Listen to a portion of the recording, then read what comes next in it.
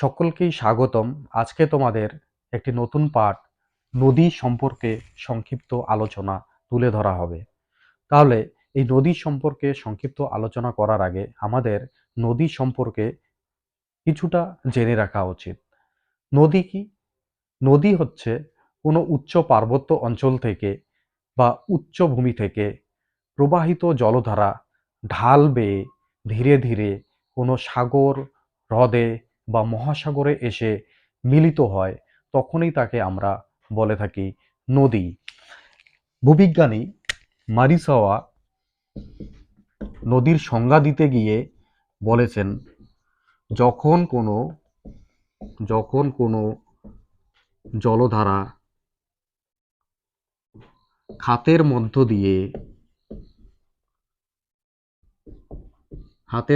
দিয়ে প্রবাহিত হয়, তখন তাকে নদী বলে। পৃথিবীর সমগ্র ভূখণ্ডের উপর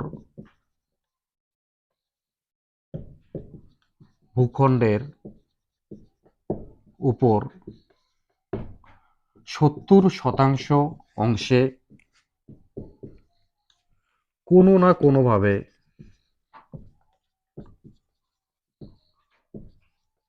কোনোভাবে কাজ করে চলেছে।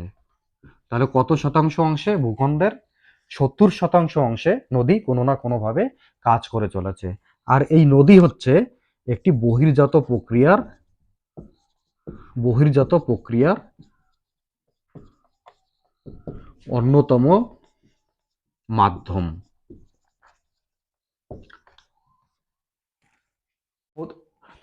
তাহলে নদীর সংজ্ঞা আমরা জানলাম এবং সমগ্র পৃথিবীর ভূখণ্ডের মধ্যে বা স্থলভাগের উপর কতটা অংশ জুড়ে নদী কাজ করে সেটাও আমরা জানলাম, যে কত 70% অংশে নদী কাজ করে থাকে। এবার নদীর যে সৃষ্টি হচ্ছে সেই সৃষ্টির জন্য একটা নির্দিষ্ট অঞ্চলের প্রয়োজন হচ্ছে। সেই অঞ্চলকে আমরা বলে থাকি ধারণ অববাহিকা। এই ধারণ অববাহিকাটা কি? ধারণ অববাহিকা সম্পর্কে আমরা সংক্ষেপে আলোচনা করব।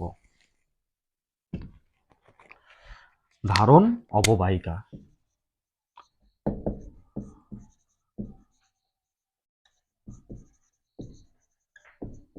আমরা নদীর উৎস সম্পর্কে জানতে পারলাম কিছুক্ষণ আগেই, যে পার্বত্য অঞ্চল বা উচ্চভূমিতে নদী সৃষ্টি হয়ে থাকে।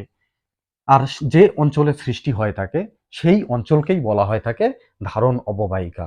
এখানে একটি নদীর উৎস বিন্দু ধরলাম। তাহলে এখান থেকে ধীরে ধীরে ধীরে কি বিভিন্ন চারদিক থেকে ছোট ছোট জলধারা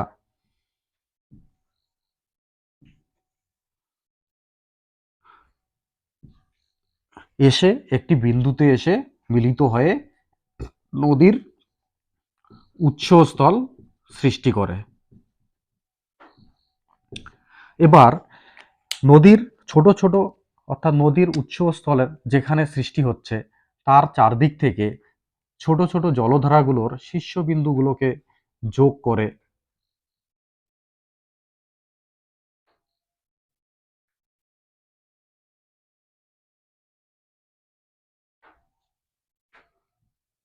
যে অঞ্চলটি আমরা পেলাম, অর্থাৎ এই অঞ্চলটিকেই বলা হয়ে থাকে ধারণ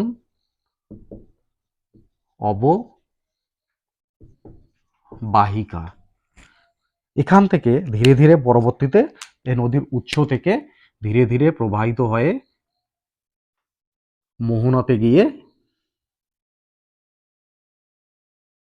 নদী সমুদ্রে বা হ্রদে গিয়ে মিলিত হয়। তাহলে এই অংশটি হচ্ছে সমগ্র অংশটি হচ্ছে কিসের? এটা হচ্ছে একটি পার্বত্য অঞ্চলে। এই পার্বত্য অঞ্চলের মধ্যেই ধারণ অববাহিকা সৃষ্টি হচ্ছে এবং এখান থেকে ধীরে ধীরে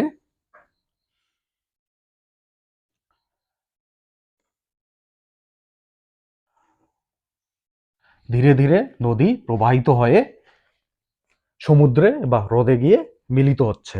এবার এই ধারণ অববাহিকা সম্পর্কে আমরা কয়েকটি বৈশিষ্ট্য এখানে আমরা আলোচনা করব। এক, ধারণ অববাহিকা দেখতে কি রকম? এখানে কি রকম দেখতে লাগছে? ধারণ অববাহিকা দেখতে হচ্ছে কি, যে শাখা প্রশাখা যুক্ত অনেকটা গাছের মতো। তাহলে এখানে আমরা বৈশিষ্ট্যের মধ্যে লিখতে পারি যে ধারণ অববাহিকা কি রকম? শাখা প্রশাখা যুক্ত গাছের মতো। গাছের মতো। ২ নম্বর বৈশিষ্ট্যে কি আসবে?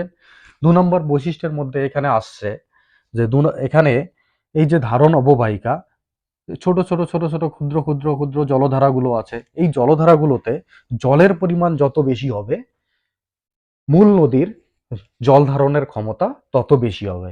অর্থাৎ এখানে ক্ষুদ্র ক্ষুদ্র ক্ষুদ্র ক্ষুদ্র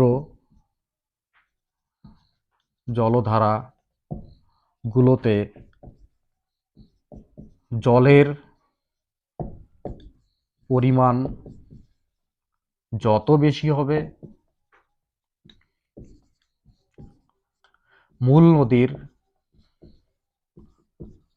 জল ধারণ ক্ষমতা এবং ক্ষয় কাজের ক্ষমতা তত বেশি হবে। তাহলে এটি একটি বৈশিষ্ট্য। তাহলে এটা গেল ধারণ অববাহিকার বৈশিষ্ট্য। এবার আমরা যদি গঙ্গা নদীর ধারণ অববাহিকা আসি, তাহলে এক্ষেত্রে আসবে কি? গঙ্গা নদীর ধারণ অববাহিকা আসবে অলকানন্দা,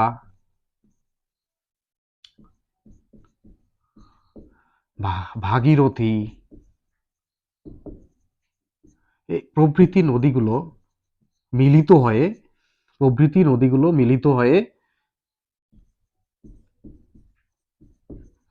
পার্বত্য অঞ্চলে মিলিত হয়ে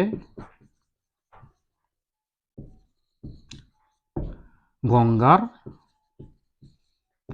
ধারণ অববাহিকা সৃষ্টি করেছে। তাহলে এই হচ্ছে ধারণ অববাহিকা সম্পর্কে সংক্ষেপে আলোচনা করা। এবার আমরা আলোচনা করব নদীর অববাহিকা সম্পর্কে।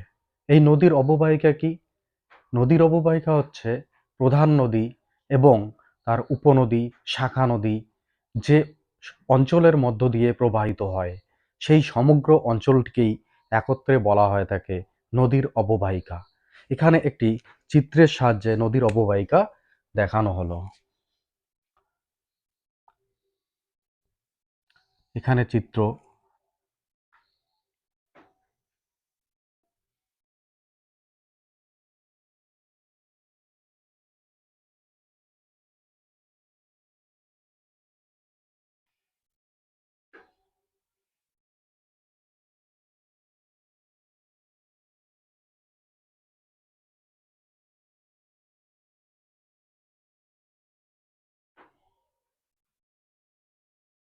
প্রধান নদী,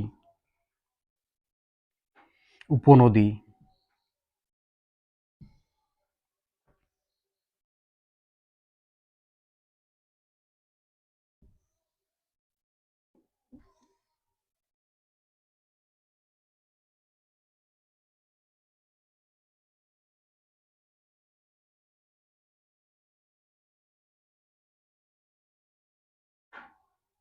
শাখা নদী।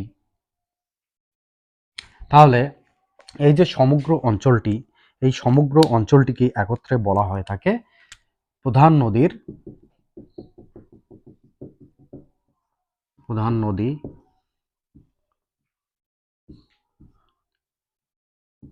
মোহনা, এবং সমগ্র অঞ্চলটি যে সমগ্র ছোট উপনদী, শাখা নদী, তাদের শীর্ষবিন্দুগুলোকে যোগ করে যে অঞ্চলটি আমরা পেলাম, এই অঞ্চলটিকেই বলা হয়ে থাকে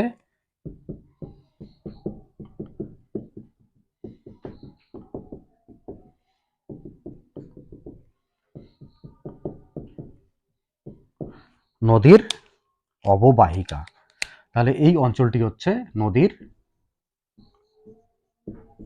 অববাহিকা। এরকমই নদীর অববাহিকা নদী ভেদে বিভিন্ন রকমের হয়ে থাকে। যেমন বিশ্বের বৃহত্তম নদী অববাহিকা আমাজন নদীর অববাহিকা। এরকমই যদি আমরা ভারতের ক্ষেত্রে আসি, তাহলে ভারতের বৃহত্তম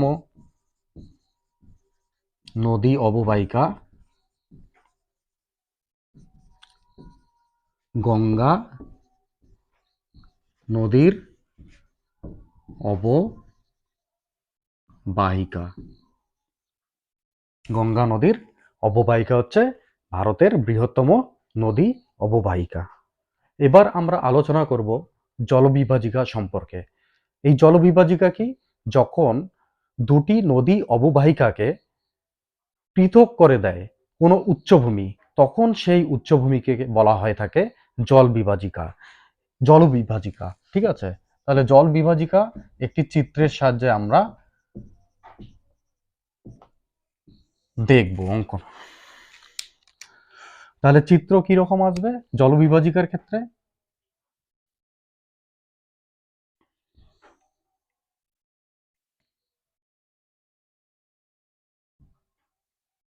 উচ্চভূমি মাঝখানে, তাহলে এখানে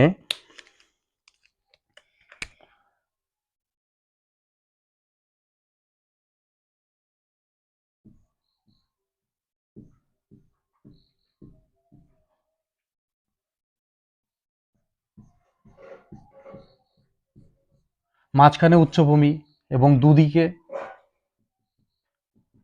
নিম্নভূমি, অর্থাৎ দুদিকে ক্রমশ ঢালু হয়ে এসেছে ভূমিরূপ। এখানে ছোট ছোট জলধারাগুলো মিলিত হয়ে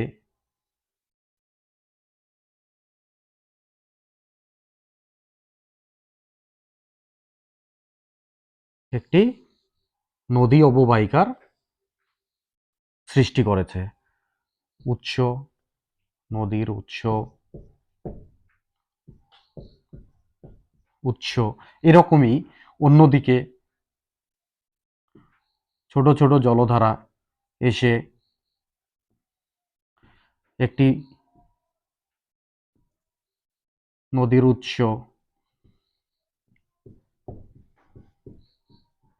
এবং নদী অববাহিকা, অর্থাৎ এখানে দুদিকে মাঝখানে কি দেখা যাচ্ছে? মাঝখানে একটি উচ্চভূমি। এই উচ্চভূমিটি দুটি নদী অববাহিকাকে কি করেছে? পৃথক করেছে। এই উচ্চভূমিকেই বলা হয়ে থাকে জল বিভাজিকা। ভারতের মধ্যভাগের উচ্চভূমি উত্তর ভারত এবং দক্ষিণ ভারতের নদ নদীগুলির মধ্যেকার একটি জল বিভাজিকা। আমরা যেমন ভারতের মানচিত্রে ভারতের জল বিভাজিকা লক্ষ্য করলাম মধ্যভাগের উচ্চভূমি, সেরকমই মধ্য এশিয়ার উচ্চভূমি হচ্ছে পৃথিবীর বৃহত্তম জলবিভাজিকা। তোমরা এই চিত্রের মাঝখানে দেখতে পারবে যে মধ্যভাগের উচ্চভূমিটি হচ্ছে এশিয়ার মধ্যভাগের উচ্চভূমি, সেটি হচ্ছে বিশ্বের বৃহত্তম জল বিভাজিকা। তাহলে এই সমগ্র আলোচনা থেকে আমরা কয়েকটি জিনিস আলোচনা করতে পারি। সেগুলো হচ্ছে কি কি? এক, নদীর উৎস।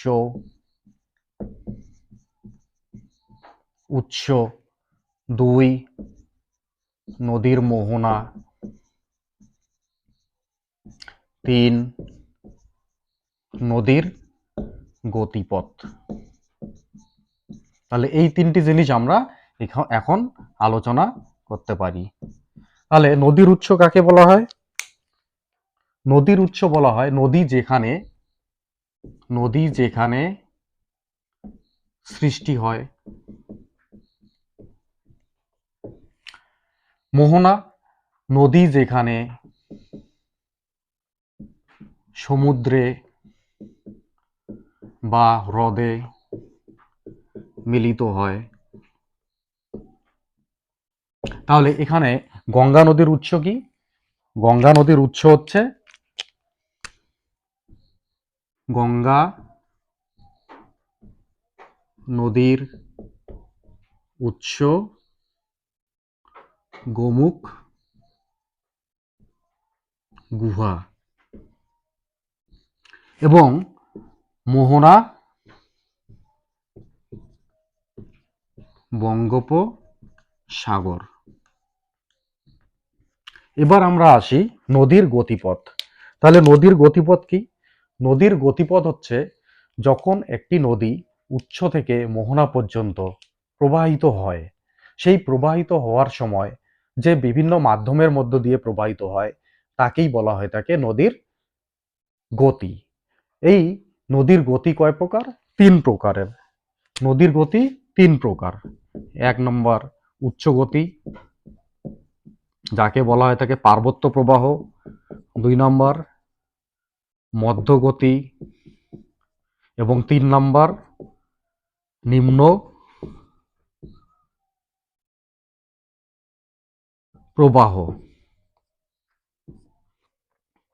তাহলে এই উচ্চ গতি কি?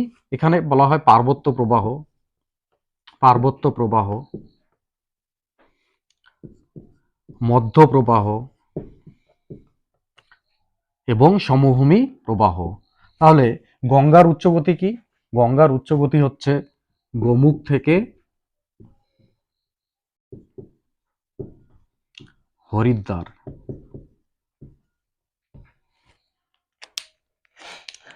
মধ্যগতি হরিদ্বার থেকে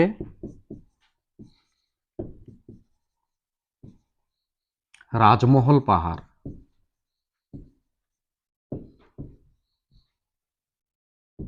এবং নিম্নগতি রাজমহল পাহাড় থেকে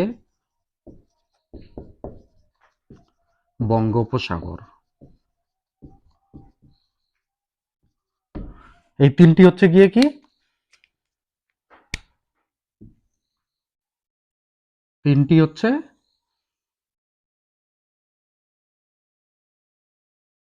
গঙ্গার গতিপথ।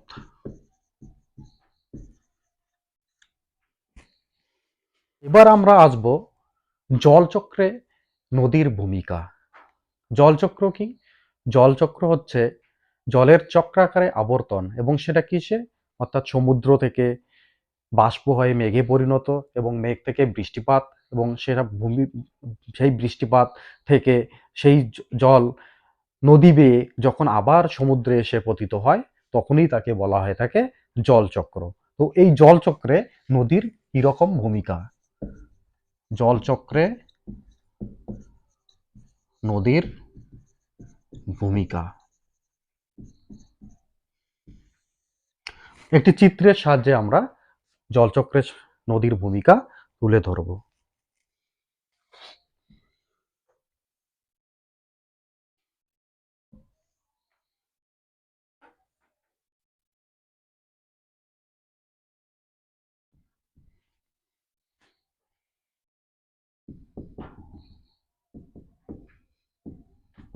সমুদ্র,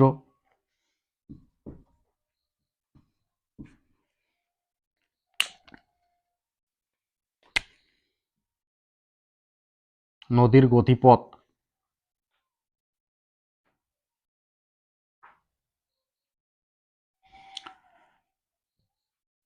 মোহনা,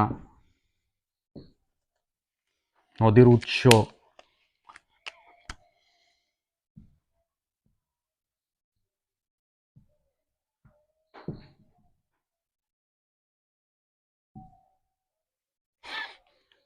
তাহলে এখানে কি দেখা যাচ্ছে? এখানে সমুদ্র থেকে দিনের বেলা প্রচন্ড তাপে, সূর্যের তাপে জলরাশি বাষ্পে পরিণত হয় এবং উপরে উঠে যায় হালকা হয়ে, এবং উপরে উঠে গিয়ে ঠান্ডা হয় এবং ঠান্ডা হয়ে ঘনীভূত হয়ে মেঘের সৃষ্টি করে এবং এই মেঘ থেকে পরবর্তীতে কি হয়, আবার বৃষ্টি রূপে, মেঘ থেকে বৃষ্টি রূপে আবার ভূপৃষ্ঠে নেমে আসে।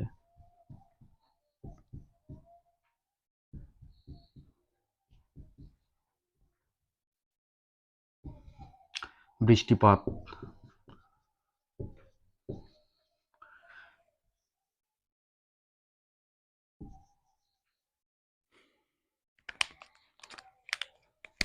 বৃষ্টিপাত।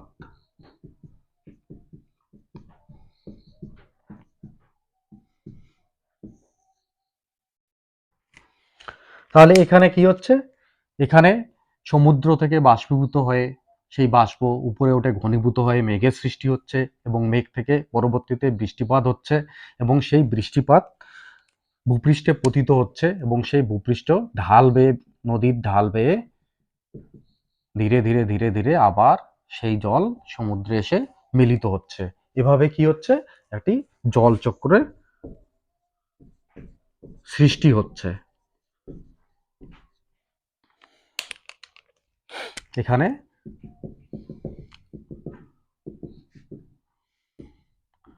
জলচক্র। তাহলে আজকে নদী সম্পর্কে সংক্ষিপ্ত যে আলোচনা সেটি এই পর্যন্ত।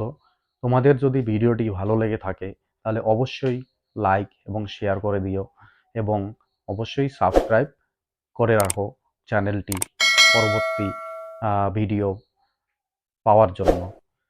এবং এরপরে আমরা অবশ্যই আলোচনা করব নদীর ক্ষয়কাজের ফলে, সঞ্চয় কাজের ফলে কি কি ভূমিরূপের সৃষ্টি হয় সেগুলোর সম্পর্কে।